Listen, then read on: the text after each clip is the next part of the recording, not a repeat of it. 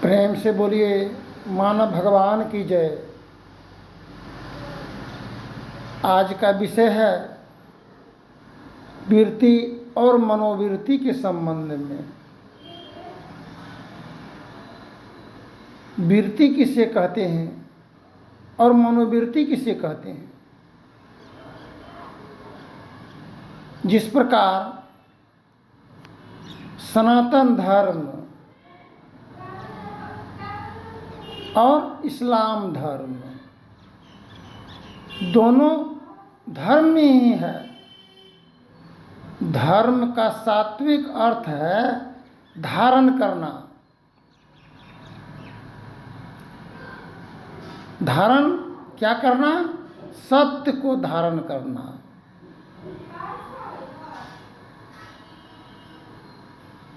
सत्य, प्रेम, श्रद्धा, समर्पण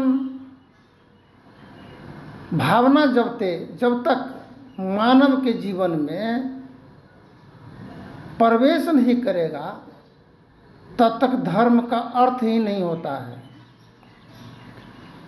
एक छोटा सा मिसाल है, जब कोई मंदिर पक्ष की अनुयायी चंदा लेने के लिए जाते हैं, रसीद कटाते हैं, तो जो मंदिर की अनुयायी हैं उसमें देवी देवताओं का चित्र अंकित किया जाता है। और जब रसीद लेकर के जाते हैं चंदा के लिए, तो सर्वप्रथम हम किसको बेचने गए? गुरु को, भगवान को।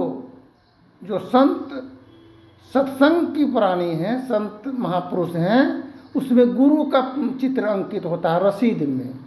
एक तरफ भगवान का, एक तरफ गुरु का चित्र अंकित होता है। हम चंदा देते हैं, चंदा लेते हैं, गुरु का तस्वीर होता है, भगवान का तस्वीर होता है। जब रसीद का काम नहीं होता है, रसीद लेते हैं और फेंक देते हैं, कूड़ा कबाड़ी में डाल देते हैं, लात लेकर के, पैर लेकर के चलते हैं, तो गुरु और भगवान का अवहेलना हम लोग कर रहे हैं। परमात्मा का कोई रंग और रूप ऐसा नहीं देखा गया है, वह महसूस करने की है।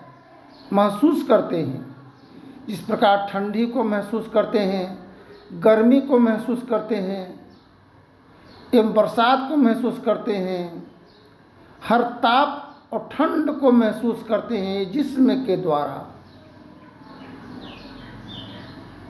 इसे वृत्ति कहते हैं।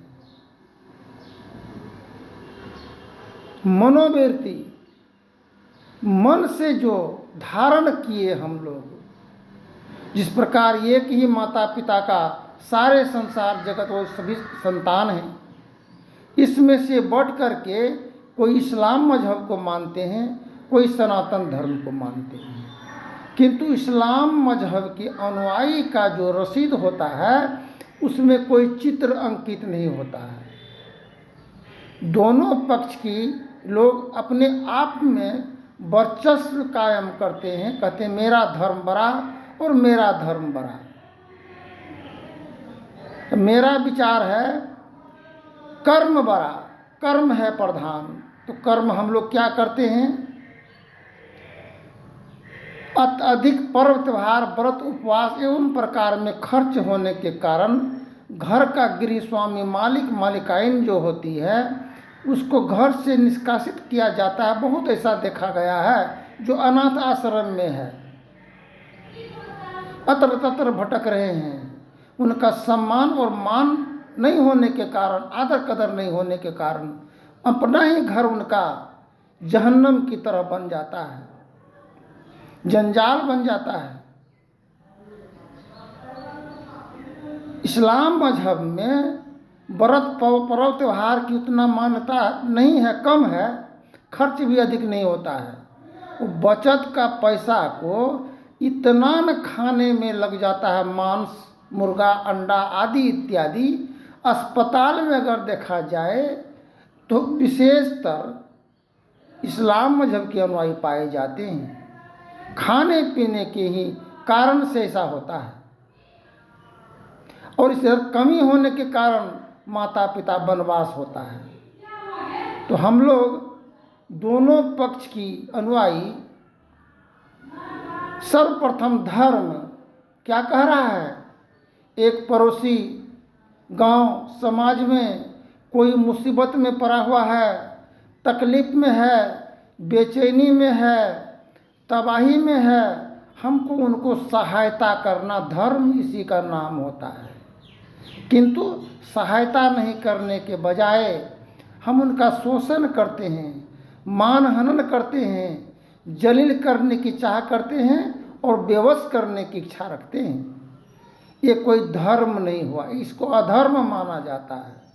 हम मार्ग राह पर अधर्म का चल करके हम धर्म को खोज करेंगे। धर्म का सर्वप्रथम है रहम करना, दया रखना। तो हम रहम, कुरान शरीफ में से भी आता है कि रहम में रहमत है और दया में धर्म है। जब तक दया नहीं दिल अंतर हृदय में उत्पन्न होगा तो हम धर्म को कैसे पालन करेंगे, कैसे शिरोधारण करेंगे? जब तक माता पिता अपने 4-5 पुत्रों के पुत्रियों के साथ एक ही घर परिवार में बसर गुजर करता है, उतना समय तक धन अर्जन करने में एकाग्रचित्त मन लगा करके रखते हैं, मेरा आने वाले पुत्र वधू पुत्र का उत्तम जीवन, सफल जीवन व्यतीत हो। इतना मन लग्न के साथ में आशा करके उत्पन्न करते हैं, धन अर्जन करते हैं एकाग्रचित्त से। जब उसी घर में जब दुल्हन आती है तो वृत्ति में मनोवृत्ति आया, मनोवृत्ति जब आता है घर में प्रवेश किया, दुल्हन आई घर में, तब वहाँ से श्रेणी का बदलाव होता है। श्रेणी का बदलाव क्या होता है? वही पुत्र माता पिता की वचन की अवहेलना करते हैं, मानहानि करते हैं, साथ ही साथ अपने धर्म पत्नी मिलजुल करके माता पिता बहन भाई का तिरस्कार और अत्याचार जुल्म ढाने में लगे रहते हैं। तो क्या इसे धर्म माना जाएगा? धर्म तो श्रद्धा समर्पण भावना जब तक नहीं होगा तब तक कल्याण कदापि नहीं हो सकता है। जिस प्रकार पपीता का गाछ जब रोपते हैं पपीता का, तो उसमें से एक निकल जाता है बंजर जिसमें फल नहीं होता है, एक में फलदार होता है जिसमें फल लगता है। तो उसको सुरक्षित रखते हैं हम लोग फल प्राप्त करने हेतु। जो बंजर निकल जाता है उसको काट करके हटा देते हैं। ठीक इसी प्रकार जो धर्म को मानने वाले व्यक्ति नहीं हैं, वो बंजर की समान पशुवत जीवन बसर कर रहे हैं। ये पशु का भी तो काम होता है।